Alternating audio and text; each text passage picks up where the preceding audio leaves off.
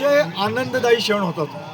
म्हणजे खरं सांगायचं तर गेले 14 वर्ष शिवजयंती महोत्सव समिती पुणेच्या माध्यमातून, श्रीमंत गायकवाड सरकार प्रतिष्ठानच्या माध्यमातून, महाराष्ट्र स्पोर्ट्स फॉर इंडियन ऑलिम्पिक्सच्या माध्यमातून, जय शिवराय स्वराज्य पीठाच्या माध्यमातून, त्याचबरोबरीने औरंगासुरमर्दिनी, भद्रकाली, रणरागिनी, महाराणी तानाई शौर्य पथकाच्या माध्यमातून, विश्व शिवकालीन मर्दानी युद्ध कला महासंघाच्या माध्यमातून अशा अनेक आघाड्यांवर आपण जे स्वराज्य कार्य सुरू केलं होतं त्या स्वराज्य कार्याची यथोचित दखल घेतली गेली.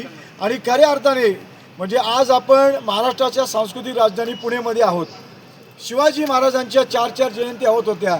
दुर्दैवाने शिवाजी महाराजांची जयंती मोठी होण्यापेक्षा त्यांना वादात ओढण्यामध्ये लोकांना स्वारस्य वाटत होतं. आणि हे कुठंतरी थांबण्याचा पण मी 14 वर्षापूर्वी केला. आणि 19 फेब्रुवारीला अतिशय अभिनव संकल्पना मांडली. तुम्ही गुगलवर सर्च करा, सगळीकडे सर्च करा. आज भारतामध्ये विश्वामध्ये अनेक राजे राजवाडे, किंग, एम्परर, फेरोज होऊन गेले, पण कुठल्याही राजाची जयंती ज्या प्रकारे आपण पुण्यामध्ये 19 फेब्रुवारीला शिवजयंती साजरी करतो तशी होत नाही. शिवाजी महाराजांच्याबरोबर जी वीर घराणी होते, जे वीर सरदार होते, जे वीर मावळे होते, त्यांचे वंशज आपण एकत्र केले आणि ते आपल्या वीर पुरुषाच्या नावाने रथ काढतात. पहिल्या वर्षी जिजाऊ मासाहेब शहाजी महाराज शिवज्योत रथाच्या नेतृत्वाखाली सरसेनापती वीरबाजी पासलकर, सरदार कान्होजी नेजे, कृष्णाजी नाईक बांदल, यसाजी कंक, नरवीर तानाजी मालुसरे या 6 स्वराज्य रथांनी 19 फेब्रुवारी 2013ला विश्वातला पहिला ऐतिहासिक शिवजन्मोत्सव स्वराज्य रथ सोहळा सुरू झाला. आणि आज मला अभिमानाने सांगायचं वाटते की 14व्या वर्षी तब्बल 150 अर्ज आमच्याकडे आणि 100 स्वराज्य रथांना शिवजयंतीला शिवाजी महाराजांना मानवंदन देणारा हा विश्वातला एकमेव आणि भव्य दिव्य सोहळा ठरलेला आहे. आणि मला या सगळ्या स्वराज्य घराण्यांचं कौतुक करावंसं वाटतं आणि अभिमानानं सांगतो की ह्या माझ्या साधेला त्यांनी प्रतिसाद दिला आणि अतिशय शिस्तबद्धपणे ही सगळी घराणी उभी राहिली आणि विश्वाला अतिशय सुंदर शिवजयंती ह्या घराण्यांनी दिली. तसंच 6 जून शिवराज्याभिषेक दिन, भारताचा पहिला स्वातंत्र्य दिन, शिवाजी महाराजांचा जो जन्म झाला होता तो ह्या कार्यासाठी आला होता. म्हणजे मध्ययुगीन भारतातली अतिशय महत्त्वाची घटना, भारताच्या इतिहासाला कलाटणी देणारी घटना. दुर्दैवाने तो दिवस फक्त रायगडापुरता मर्यादित राहिला होता आणि तो दिवस महाराष्ट्राच्या, भारताच्या कानाकोपऱ्यात साजरा करण्याचा संकल्प आपण केला. स्वराज्य 9 वर्षाचा शिव स्वराज्य दिन जसा 15 ऑगस्ट आपण भारताचा स्वातंत्र्य दिन म्हणून साजरा करतो, 6 जून हा शिवस्वराज्य दिन म्हणून जाहीर करावा अशी आपण मागणी महाराष्ट्र शासनाला केली. 2013 साली आपण यात मागणी करून सातत्य राखलं आणि मला अभिमानाचं सांगायचं वाटतं 2021 साली उच्च व तंत्र विभाग, महाराष्ट्र शासन आणि ग्रामविकास मंत्रालय यांनी शासकीय परिपत्रक काढलं आणि महाराष्ट्राच्या 43,000 गावांमध्ये, 351 पंचायत समित्यामध्ये, 35 जिल्हा परिषदमध्ये आणि महाराष्ट्रातल्या सर्व महाविद्यालयांमध्ये म्हणजे तब्बल 8 कोटी लोक या शिवस्वराज्य दिनामध्ये ॲक्टिव्हली सहभाग होऊन शिवस्वराज्य दिन साजरा करू लागली. म्हणजे एखादी अभिनव संकल्पना ज्यावेळेस आपण जगासमोर मांडतो तर त्याला समर्थनार्थ काही लोक उभं राहतात, काही लोक त्याच्या विरोधात उभं राहतात, काही लोक थट्टेसाठी उभं राहतात.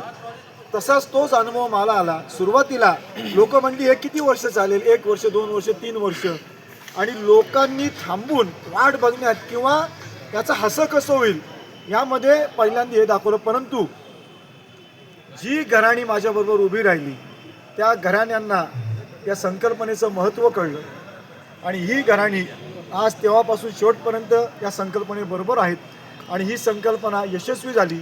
आणि या यशस्वी करण्यामध्ये शिवजयंती महोत्सव समितीच्या प्रत्येक समर्पित स्वराज्य बांधव, या स्वराज्य घराण्याच्या प्रत्येक माता भगिनीचा सिंहाचा वाटा आहे.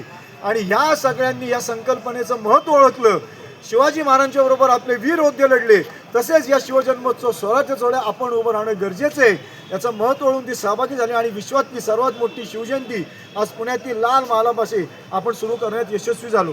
त्याचबरोबरीने 6 जून शिवस्वराज्य दिन साजरा करताना आपण भगवा स्वराज्य ध्वज म्हणजे शिवाजी महाराजांच्या पंच स्वराज्य चिन्हांनी अलंकृत जिरेटोप, सुवर्णहोन, जगदम तलवार, वाघ नखे, शिवमुद्रा असा पंच स्वराज्य चिन्हांनी अलंकृत भगवा स्वराज्य ध्वज करणं आपण तो शासनाला सादर केला.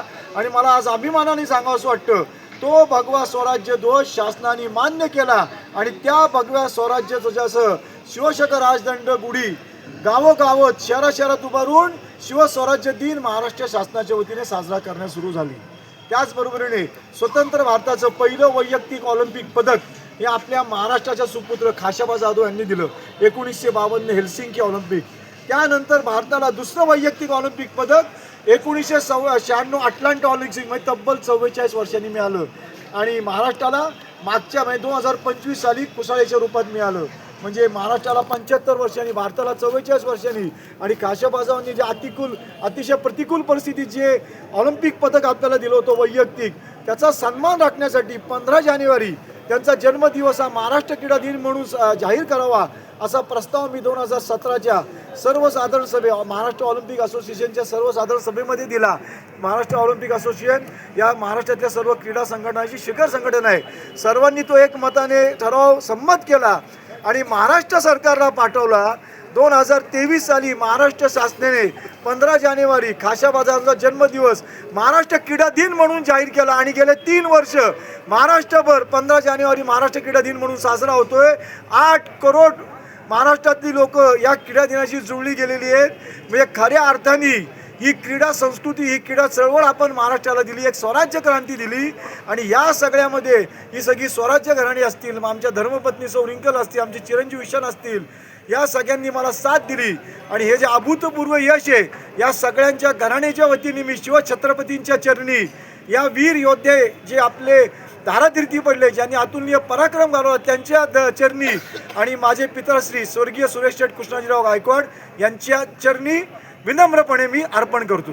यंदाच्या वर्षी किती रथ आहेत? यंदाच्या वर्षी 150 अर्जासह कमीत कमी 100 स्वराज्य रथांनी हा विश्वामध्ये अतिशय अनोखा शिवजन्मोत्सव स्वराज्य रथ सोहळा म्हणून ओळखला जाईल. रथ किती आहेत सर? 100 सांगितलं.